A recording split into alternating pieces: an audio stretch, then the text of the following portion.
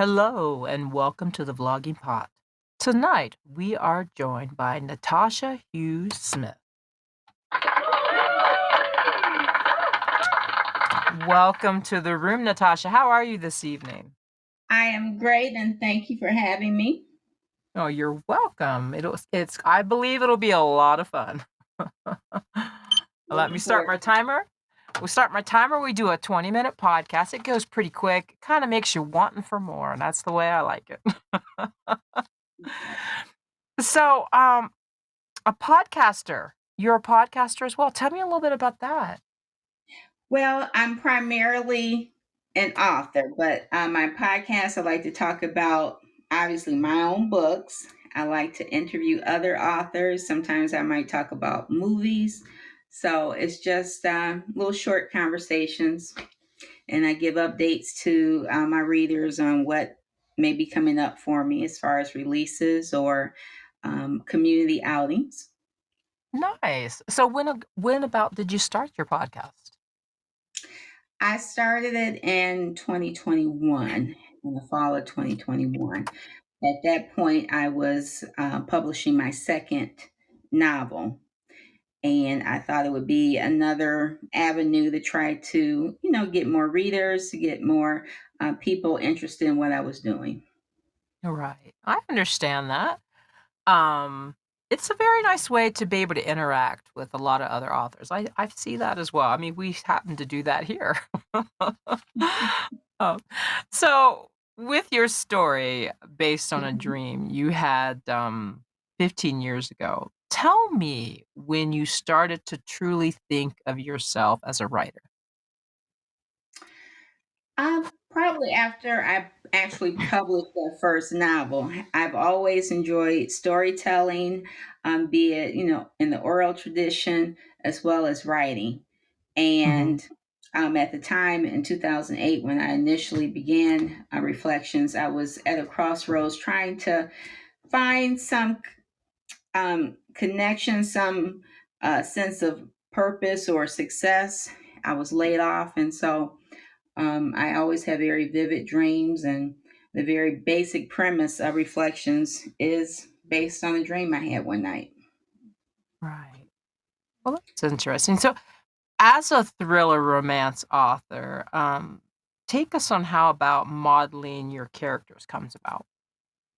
Well, I don't follow, at least I don't believe I follow um, I try to make my characters realistic. Some of the issues that the characters deal with are things I've seen other people deal with. Some of the characters have a small aspect of something I might have been experiencing at the time that I started writing a story or in the past. So I really try to make the characters realistic, where someone and relatable, where somebody could relate to the characters and either see themselves or someone they know.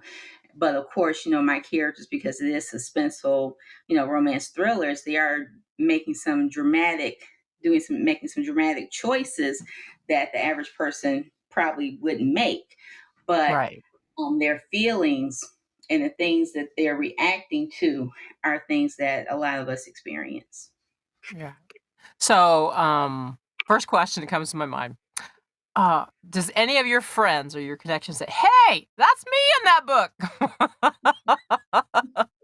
No, fortunately not. And Okay. right now, it's probably a little bit of me in a Right. lot of the characters, more so than anybody else. Um, but I just want the character to be relatable. I want it to be real. I want the characters to be smart. I don't want a reader to read the story and say, well, that was done. Why didn't they do X, Y, and Z? I want it to be very thoughtful in what I have the characters do.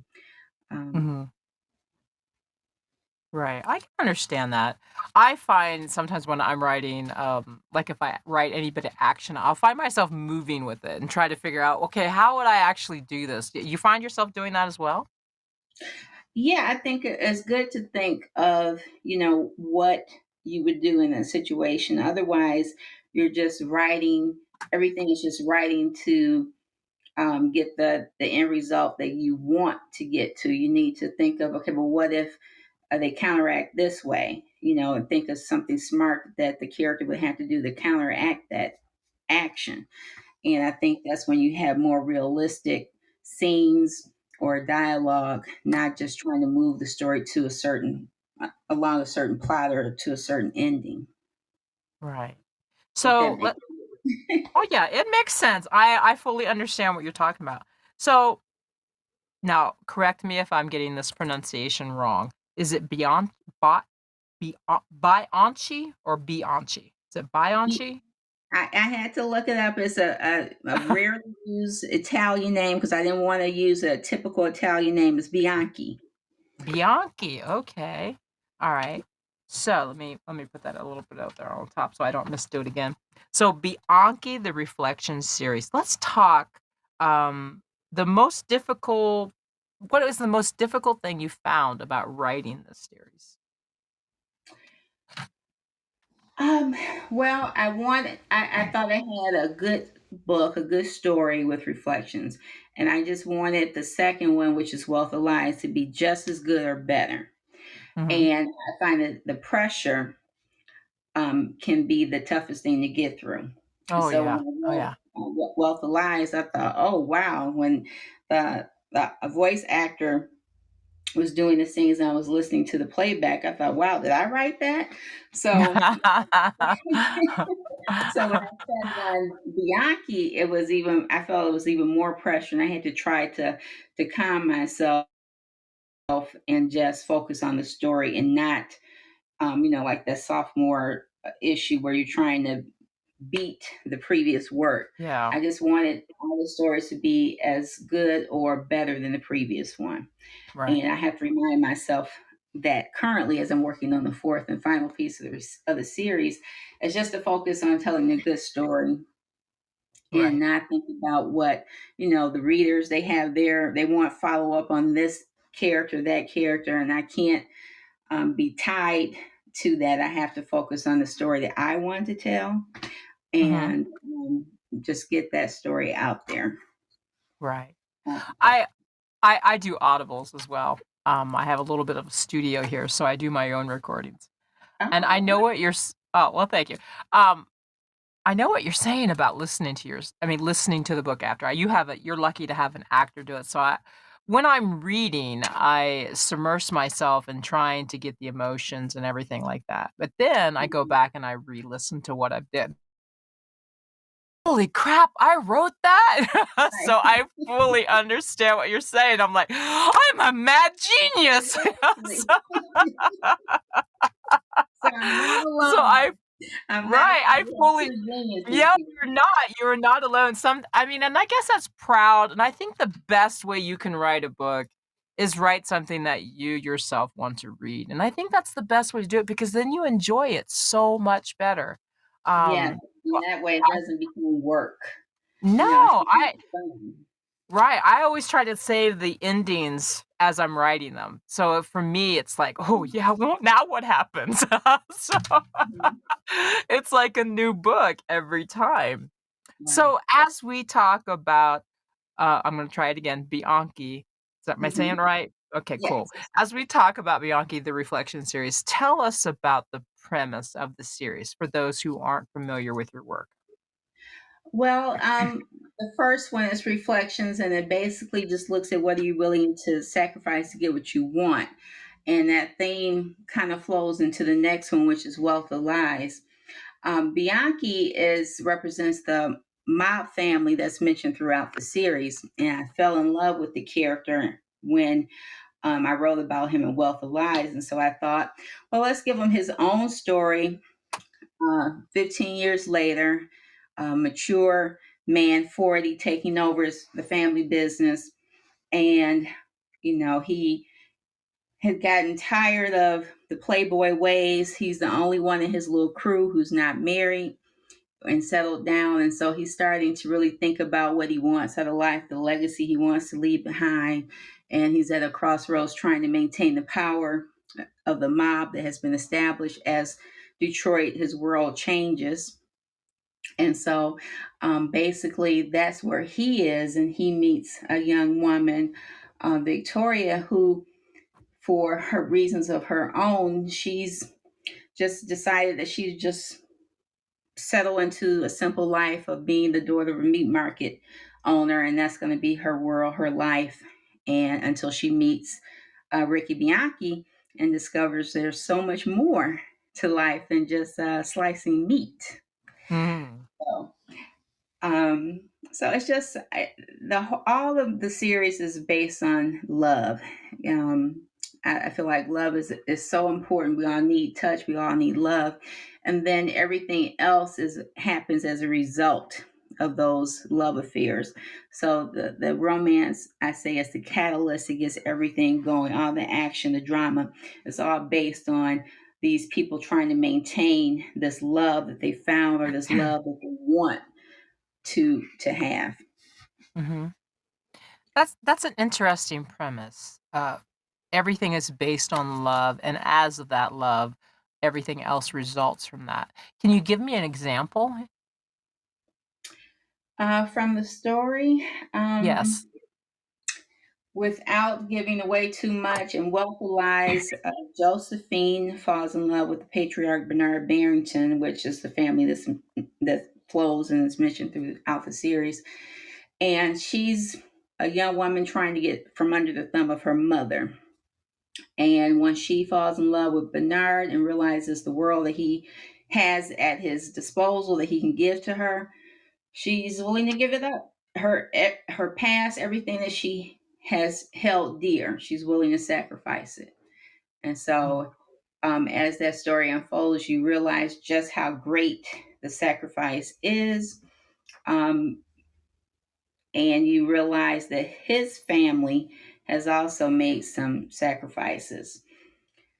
And the title Wealth Lies came to me because, in reflections, John Barrington, who is the son of Bernard Barrington, says that their family's wealth is built on a foundation of lies. And so, as I finished writing Reflections and started writing the prequel, which takes place in 1955, by the way, Wealth of Lies, I started thinking, well, what could those lies be? And so that's when I came up with the title Wealth of Lies. Ah, I got you. I'm looking at, your covers. Tell me about that. Where does the cover work stem from? Well, sometimes you have an image in your head, and you can't Mhm, quite, if you're not working on it yourself, you can't quite communicate it. So Reflections is not the cover that I had envisioned. mhm. um, what I had envisioned probably would look like a psychological thriller more than anything. So I've learned, as I worked on the second and third book, that the cover is so very important, because a lot of people look at Reflections and they think it's like self-help book, because they see a woman reflecting in the mirror. But it's all symbolic, because at the Mhm. beginning of the story, she's reflecting in the mirror and she's thinking back on all the choices and the things that happened, and how she landed at that particular point in her life. Um, and so with Wealth of Lies, I had a lot of hit or misses. I, had a different name for the book entirely when I first started. Um, and so after I didn't quite like what the graphic designer had pulled together. Again, he was using the information I gave him. I just Mhm. told him, pull this, take this out, take that out, and all was left was this house. So I said, let's kind of have it a little dark where you really can't see it fully, and that, to be representative of, symbolic of the lies that are hidden. Right. And then with Bianchi, I thought maybe I'd go a little bit more traditional and, have a sexy guy on the cover. Mhm. And so it's a little bit more, I think, traditional. But because he is a mob boss, I thought, you know what, let's add uh, a piece, a torn piece of a newspaper on there. He's hot. This is hot off the press. What we're reading about Bianchi. So Mhm. I'm learning as an independent author, new author, the importance of the cover, the importance of getting some feedback, because I did get some feedback with the second and third versus the first. The first I just went for it. So if I, did it all over again, I would make some changes to the first. But it is what it is, and we learn as we go. Right. So tell me about your work with Gail Washington and Kennedy Rockefeller. Um, I use ACX. For those who don't know, it's the behind the scenes piece of Audible, and I found those two great voices. Hmm. Um, when I first did reflections in the Audible, I didn't know how to market and didn't market it well. So I was at Mm, a point where I haven't really sold enough to even invest into doing another book in Audible. But then I thought, well, I don't want it to be not balanced. If it's available in audio for reflections, it should be available in the rest. right. So I found a great voice who would be, interested in doing like a royalty share with me. And I thought, there's no way in heck that this woman is going to agree to doing this because her voice is so incredible. Hmm. And I didn't know, but she had already made a decision that she was going to do so many royalty shares to get it going because she was just getting into doing audiobooks. She's a trained actor, but Hmm. she was just getting into doing audiobooks. And I didn't know that, but she agreed to the project. We hit it off. Our personalities hit it off. She doesn't read. She acts out every word where you feel the emotion behind the words. And fortunately, she was available to do Bianchi as well. And I'm hoping that she'll be able to do the final installment when that's released. So it's been a great partnership. Marketing, Wealth Lies, and Bianchi, and I'm very appreciative to meeting her. It was definitely ordained that we met at the time that we did. That's awesome. My apologies if you hear my dogs in the background. One just shot out of the sound booth. So apparently something's outside worth barking at. So my Right. apologies if you heard that. um, I know if we're very rural here, we keep it real. We keep it real in this sound booth. um, so talk to me about your writing process, especially writing for audibles. Tell me about how that works for you. Do you wait since you've already done an audible, let me just ask you this. Do you see it differently now when you write? Do you envision how it's going to come out in that version as well? No, I don't actually. I keep it real simple. I'm not one to try to act like I'm, got the perfect recipe or perfect method of doing anything. I just keep it simple. I focus on the Mhm. story. I have my little outlines that I do before I start writing. I try to think about the characters. Sometimes I add characters later, but think about the characters, their personalities. Write my outline, and I don't necessarily stick to the outline 100% because inspiration occurs and you think of an idea, and then I take notes on that and then plug it into where it best fits into the outline and go from there. So I really don't write and with that in mind, I'm just trying to focus on writing the best story that I can, that's concise, clear, enjoyable, um, and that has an end product that no one expects. I don't want anybody to expect the ending. I'm on this suspenseful thriller, romance thriller ride, and that's where my focus is, giving people plot twists, unexpected endings, and shocking Right. events. Yeah, I can understand that. Um, so tell me, I got like 1 minute on the clock. I am going to stop that because that will go off like you will not believe. So let me put a pause on that. If we Okay. go over a little bit, it's fine. So tell me what's next for 2023. What's coming next for this year? What's coming next is Uh huh. the fourth installment of the Reflection series. I have not released the name yet. Um, and that is about Shannon. For those who don't know, I need to before I really answer that question, let me say this: Reflections starts off in present day. Wealth of Lies goes back to 1955, Bianchi in 1970, and then the fourth one will come back to present day. And so readers will see read about some familiar people from Reflections, the first novel, where Shannon was introduced. She's the best friend of Vivian, who was the main character in Reflections. So now Shannon gets her story told and finally, hopefully, finds love after years of heartbreak from various love interests.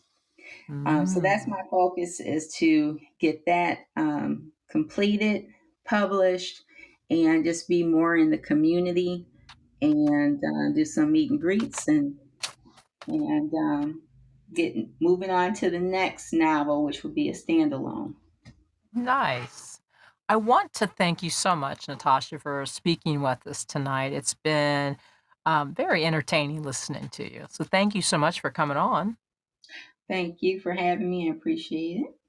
Oh, you're welcome. For our listeners, before we sign off tonight, I'd like to take a minute and tell you about Amazon deals.